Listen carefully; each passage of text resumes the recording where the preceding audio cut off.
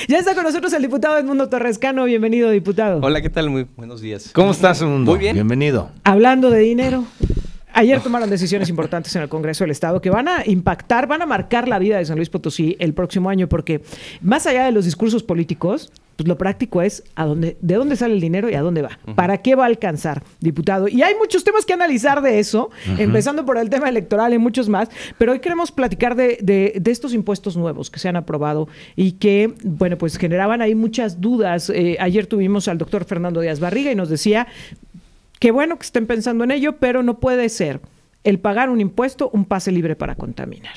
¿Cómo se dio ayer la discusión en el Congreso? A ver, primero, muchas gracias por la oportunidad de platicar este tema. En el caso particular, es un impuesto ecológico que se genera para quienes contaminan con dióxido de carbono.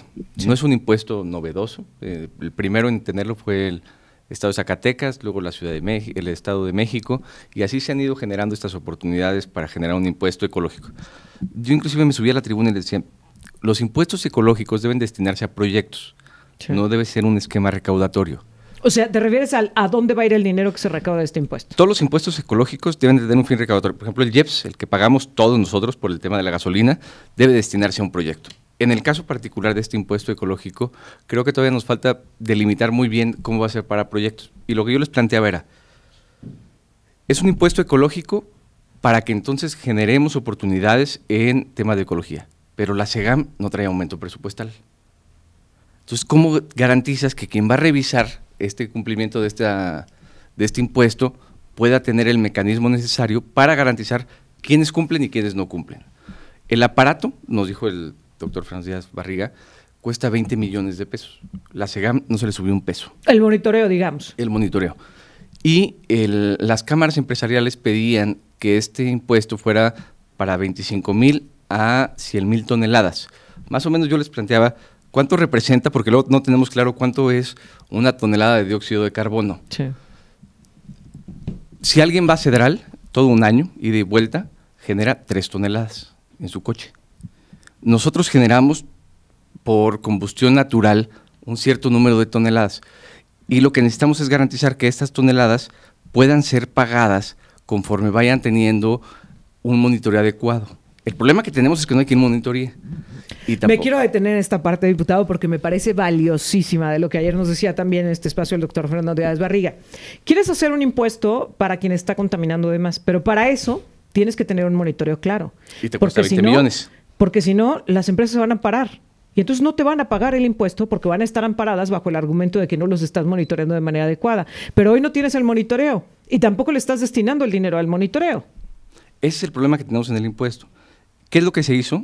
Una reserva de ley para establecer quiénes van a tener exenciones fiscales cuando cumplen con van a generarse primero, no van a empezar a pagar el 1 de enero, sino que va a haber un plazo natural de 3 meses para establecer mesas de trabajo y saber quiénes van a pagar.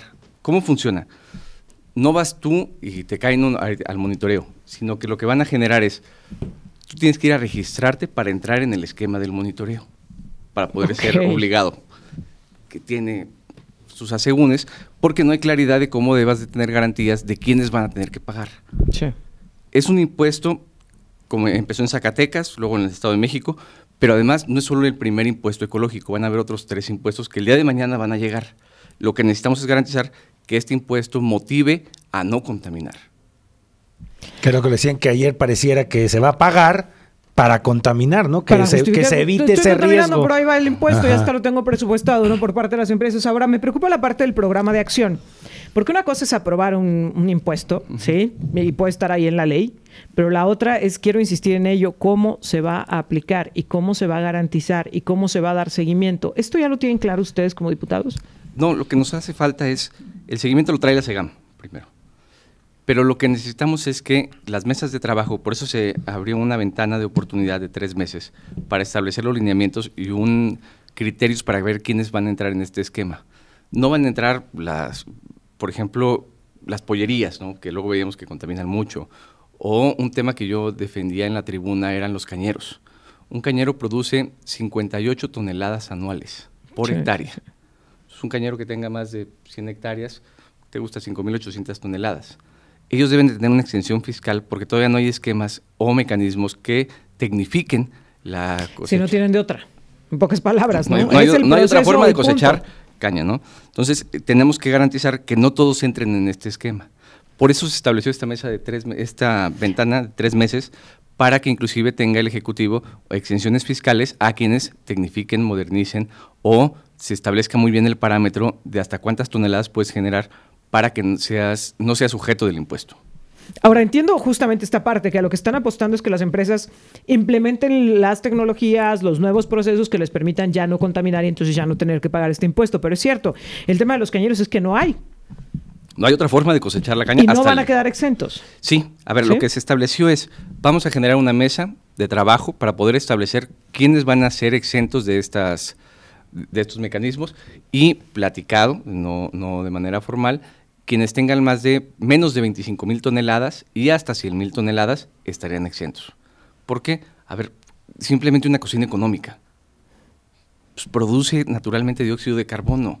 La gente que se dedica a asar pollos, ¿no? También produce dióxido de carbono. Los cañeros, muchos esquemas de producción que todavía no deben de entrar en este impuesto porque son generadores de riqueza también. Los impuestos ecológicos deben de buscar el cómo no es que pagues nada más, sino cómo pagas menos cubriendo otras necesidades para que no contamines tanto. Disminuirlo. Entonces, disminuir la contaminación. Pero naturalmente nunca vas a dejar de contaminar. ¿Qué tienes que hacer? Contaminar menos. Y eso es a lo que le tenemos que apostar. Ahora, tú hablabas de él y a dónde va a ir el dinero que se recaude. ¿Cuáles consideran ustedes que tendrían que ser los caminos ideales, pero a final de cuentas en lo real, en el papel que se aprobó? Bueno, se establecieron 19 millones de recaudación, yo creo que va a ser muchísimo más. ¿Cómo viene? En un presupuesto de egresos que trae mayor ingreso, sobre todo para el DIF municipal, para el CDSORE, para la Secretaría de Educación Pública. Trae otros que no nos gustaron, por así decirlo, pero en el esquema del planteamiento del presupuesto no puedes reservarte uno sí y otro no. Sí. Ese es un problema que traemos. O lo pruebas o lo rechazas. Es todo o nada. Por ejemplo, yo decía, y lo sostengo todavía, qué bueno que se aumentó para el tema social, que el DIF, que se CDSORE tenga mayores recursos. Qué malo que tenga oficialía mayor más recursos. ¿Por qué?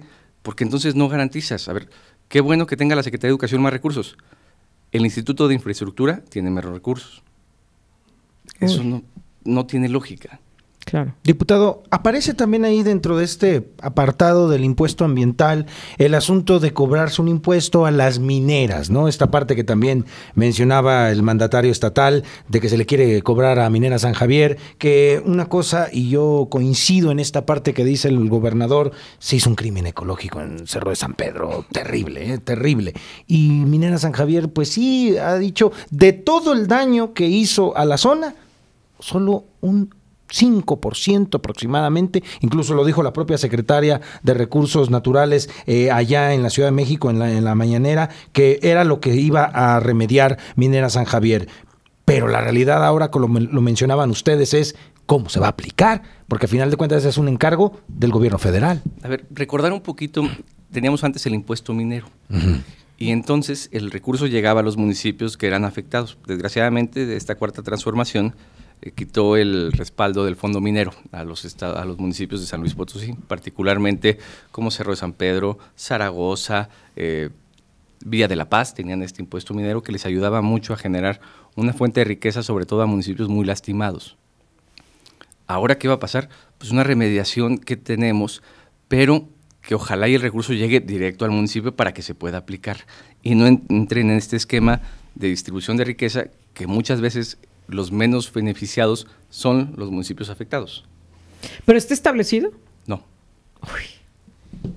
Bueno. Ahora, en este discurso, por ejemplo, del caso de Minera San Javier, suena muy bien, diputado, pero los impuestos no son retroactivos, ¿o sí? No, corren a partir del 1 de enero. Es decir, que no podría ser aplicado a estas empresas. Para atrás, tendrían que valorar si le pueden aplicar, sobre todo por la emisión de dióxido de carbono. Y entonces, sobre eso, de aquí para adelante, lo que vayan generando, sí pueda ser recaudatorio. Uy, pero digamos, en este discurso, pues suena muy bien decir, vamos a ir contra... Pero en realidad no. Además, ¿cómo se mide y cuánto cuesta? O O sea, como tú lo decías, son 20 millones lo que cuesta el aparato que mide el dióxido de carbono. No tenemos el aumento en el presupuesto para que la SEGAM tenga el aparato. Ese es un trabajo que vamos a tener que mejorar para que entonces lo primero que se recaude genere la oportunidad de tener este aparato que entonces ahora sí pueda medir a las demás. Ahora me dices, va a haber 3 meses, digamos, para trabajar este tema, para poder afinarlo, pero va a implicar ajustes en el presupuesto, es decir, ¿se pueden hacer adecuaciones presupuestales sobre la marcha en el 2024? No, la ley de ingresos y la ley de egresos ya está aprobada. ¿Qué es lo que sí se puede? Puedes tener mayor recaudación y entonces traes una distribución diferente. Es decir, recaudas más y puedes hacer una redistribución. Sí, puedes darle más. ¿Qué es lo que pasaba con la federación cuando luego repartían excedentes y estas cosas? Exactamente. Y ojalá pueda ser distribuido a zonas prioritarias como el Instituto de Infraestructura Educativa o alguna otra dependencia que necesita recursos. Tema de salud. Estamos pensando si sobra dinero. Hay algo que quiero rescatar de lo que ayer nos decía el doctor Fernando Díaz Barriga, que nos decía, una de las pocas cosas buenas que se está cayendo con esto es que el tema ya está ahí, ¿no? Sí, el tema ya está. Ya tenemos una experiencia muy amarga como lo fue en el agua, ¿no? Veíamos que ahí venía la crisis del agua, pero nadie le quiso entrar porque se atravesaron la temporada electoral. Llegó la catástrofe de la escasez del agua y apenas empezamos a reaccionar. En el aire, en el ambiente, tarde o temprano también esto va a pasar, Edmundo. Y qué bueno, a ver, San Luis se suma a estos estados que traen los impuestos ecológicos. ¿Qué deben de hacer? Motivar a no contaminar. Ya está en la mesa, hay que perfeccionarlo, hay que hacer, inclusive, no sé, el único impuesto, que sean más impuestos. A ver, nos explicaban en las mesas de trabajo, hay municipios que pagan por la recolección de basura. O sea, no es que el municipio tenga que pagar porque alguien recolecte, sino al revés. Se genera un esquema un esquema ecológico donde la gente paga para poder recolectar la basura, porque tiene un andamiaje económico que ayuda sobre todo al reciclaje. Y eso debe ser una oportunidad que San Luis Potosí debe de llegar. Yo creo que inclusive, qué bueno que San Luis Potosí empieza con este tema ecológico. Van a venir otros impuestos a lo largo de los próximos años, pero sobre todo que motivemos a no contaminar. Ahora, con esto las ladrilleras se cierran. Sí, el problema es que hay que ubicarlas. ¿Y en dónde, Edmundo? Sí, a ver, lo que tenemos que tenemos un proceso de fiscalización adecuado, pero las ladrilleras son ilegales. Sí. ¿Qué debemos de hacer primero? Pues encontrarlas, cancelarlas y, en su caso, buscar un esquema donde no contaminen.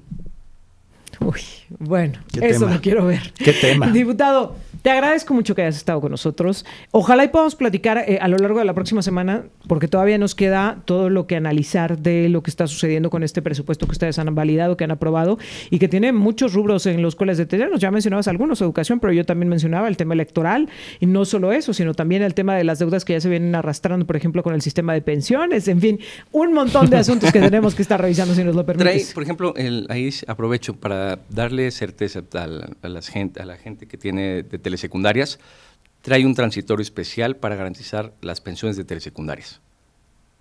Que con eso da certeza a los trabajadores de telesecundaria que traen ese recurso para sus pensiones. Justo nos escribieron sobre el tema en esta mañana en la transmisión en vivo. Qué bueno que lo mencionas. Gracias, diputado. No, al contrario, muchas gracias. Muy buenos días. El diputado Edmundo Torres Cano platicando con nosotros. Vamos a la pausa, Jonathan. Altavox.